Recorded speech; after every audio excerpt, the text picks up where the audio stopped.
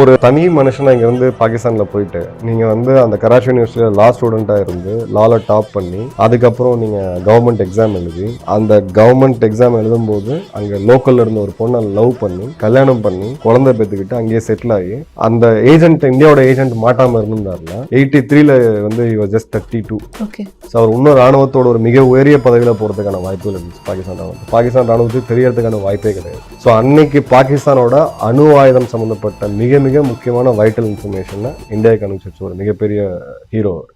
James bond எல்லாம் கம்மி ஆக்சுவலாக பார்த்தீங்கன்னா ரவீந்தர் கௌஷிக்னு ஒருத்தர் இருந்தார். ஓகே. 1952 பார்ன் ராஜஸ்தானில். அவரோட ஸ்டோரியை பற்றி கூட என்னோட ஓன் இதில் நான் பற்றி எழுதியிருந்தேன். அதை பற்றி அவரை வந்து ஒரு இஸ் அ தியேட்டர் ஆர்டிஸ்ட், ஒரு நல்ல நடிகர், நல்ல கலைஞர், ஒரு அப்கமிங் இது நல்லா ஸ்மார்ட்டாக இருப்பார் ஆள் பார்க்கறதுக்கு. அவர் வந்து ஒரு லக்னோவில் ஒரு தியேட்டர் ஷோவில் பெர்ஃபார்ம் பண்ணுறதுக்காக நேஷனல் லெவலில் பெர்ஃபார்ம் பண்ணுறதுக்காக அங்கே போகிறாரு. அங்கே ரா வந்து அவர் ஐடென்டிஃபை பண்ணுறாங்க, இவர் நம்ம ஏஜென்ட் ஆக்கலாம் அப்படின்னு சொல்லிட்டு. அவர்கிட்ட பேசி கன்வின்ஸ் பண்ணி அவர் கன்வின்ஸ் ஆகிறார். ஓகே, தேச பணிக்காக நான் வரேன் அப்படின்னு சொல்லிட்டு அவர் 2 வருஷம் அவர் ட்ரெயின் பண்ணி அவர் பார்டர் டிஸ்ட்ரிக்ட் ராஜஸ்தானில் பஞ்சாப் பார்டரில் இருக்கிறதுனால, பாகிஸ்தானோட பார்டர் இருக்கிறதுனால நேச்சுரலாக இந்த பஞ்சாபி ஸ்லாங் அவருக்கு நல்லா வரும். பார்க்கறதுக்கும் வந்து ஒரு நியூட்ரலான ஒரு ஃபேஸ் இருக்கும். அவரை இன்னும் ஃபர்தராக ட்ரெயின் பண்ணி அந்த பாகிஸ்தானோட உணவு பழக்க வழக்கங்கள், கலாச்சாரம்னா என்ன, இஸ்லாம்னா என்னன்ற எல்லாத்தையும் இது பண்ணிட்டு அவர் ஒரு இஸ்லாமிய பேரில் அங்கே போகிறார். ஓகே. அவர் அங்கே ஒரு இடத்துல போய் செட்டில் ஆகிறார் கராச்சியில்.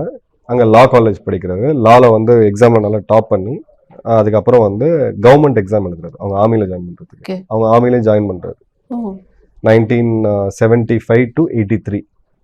அவர் வந்து அவங்க பாகிஸ்தான் ராணுவத்தில் ஒரு மேஜராக இருக்காரு பாகிஸ்தான்ல. ஓகே. ஒரு பாயிண்ட் ஆஃப் இதில் அவருக்கு இன்னொரு ஏஜென்ட், இந்தியாவில் இருக்கக்கூடிய இன்னொரு ஏஜென்ட்க்கு இவர்கிட்ட போய் ஒரு டாக்குமெண்ட்டை கொடுக்கறதுக்காக போறாரு. அந்த ஏஜென்ட்டை வந்து பார்டரில் பாகிஸ்தான் ஆர்மி பிடிச்சிடுறாங்க. பிடிக்கும் போது இவர் யாருன்னு தெரிஞ்சிருது. அவர் எல்லாத்தையும் சொல்லிடுறாரு. டார்ச்சர் தாங்க முடியாம இந்த மாதிரி உங்களோட மேஜர், அவரோட பேர் மறந்துட்டேன், ஒரு இஸ்லாமிய பேர்ல வச்சுட்டு இருந்தாரு. அவர் வந்து உங்களோட ஆள் கிடையாது, அவர் இந்தியாவோட ஏஜென்ட்டு.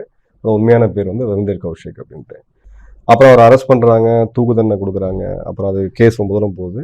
ஒரு 16 வருஷம் படாத பாடுபட்டு ரொம்ப கொடுமையான நம்ம வார்த்தையால விவரிக்க முடியாத டார்ச்சர் அனுபவிச்சு 2001 அவர் இருந்தார்.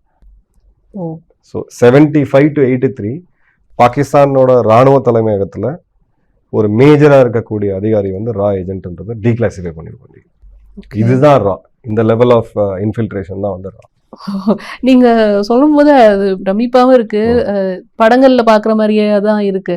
இதுல இன்னொரு விஷயம் என்ன அப்படின்னா, நீங்க சொன்னீங்க ஒரு தியேட்டர் ஆர்டிஸ்ட் ரா வந்து பார்த்தாங்க, அவரை பிக் பண்ணாங்க அப்படின்னு. அந்த மாதிரியும் வாய்ப்புகள் வரதுக்கு இருக்கா? அந்த மாதிரி இந்த ஆஃபீஸர்ஸ் வந்து ஏஜென்ட்ஸ் பிக் பண்ணுவாங்க. ஓகே. ஹேண்ட்லர்ஸ் ஏஜென்ட்ஸ்னு சொல்லுவாங்க. ஏஜென்ட்ஸ்ன்றதும் ராக்காக நீங்க ஒர்க் பண்றீங்க, ரா வந்து உங்களை காம்பன்சேட் பண்ணுவாங்க, ஃபினான்ஷியல் காம்பன்சேட் பண்ணுவாங்க. இதாக இருக்கும். லேட்டராக அவங்களை அப்சர்வ் கூட பண்ணலாம். லேட்டர் உங்களுக்கு நல்ல ஒரு டேலண்ட் இருக்கு அப்படின்னா அவங்க அப்சர்வ் கூட பண்ணலாம். ஸோ அந்த மாதிரி விஷயங்கள் வந்து ரா பண்ணுவாங்க.